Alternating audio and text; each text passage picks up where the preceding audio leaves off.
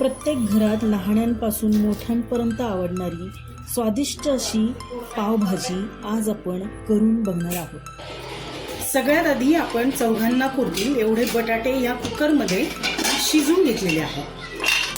पावभाजीसाठी लागणारा कांदा आणि टोमॅटो आपण आता चिरून घेतले आहे। चिरून घेतलेला कांदा आणि टोमॅटो आपण आता स्मॅश करून घेतलेला आहे आणि तो आता मिक्सरमधनं आपण तो बारीक करून घेऊया।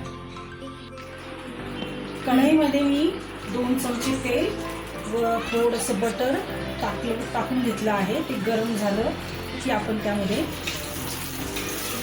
कांदा टोमॅटोची पेस्ट मिक्सरमध्ये जी केली आहे ती टाकणार आहोत।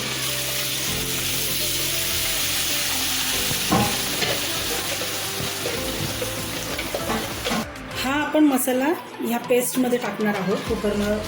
कढईमधल्या 2 चमचे लाल तिखट, 4 चमचे पावभाजी मसाला व 1 चमचा काश्मीरी लाल मिरची आणि 1 चमचा हळद हे आपण या पेस्टमध्ये टाकून घेणार आहोत व हे पूर्ण चांगलं त्याला तरी सुटेस तोपर्यंत परतायचं आहे।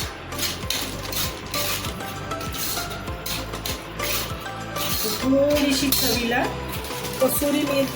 कसुरी मेथी टाकणार आहोत, ज्याने पावभाजीला स्वाद खूप छान लागतो।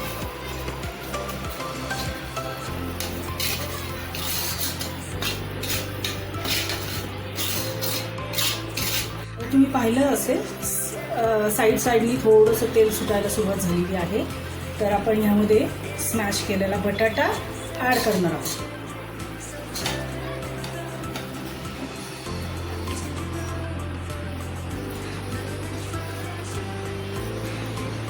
हा सगळा बटाटा मी त्या कढईमध्ये टाकलेला आहे। तर या पावभाजीमध्ये आपण चवीपुरतं मीठ टाकून घेऊया। अशा पद्धतीने आपली पावभाजी तयार झाली आहे। तयार केलेली पावभाजी ताटामध्ये आपण सर्व केलेली आहे, ती आपण आता टेस्ट करून बघूया।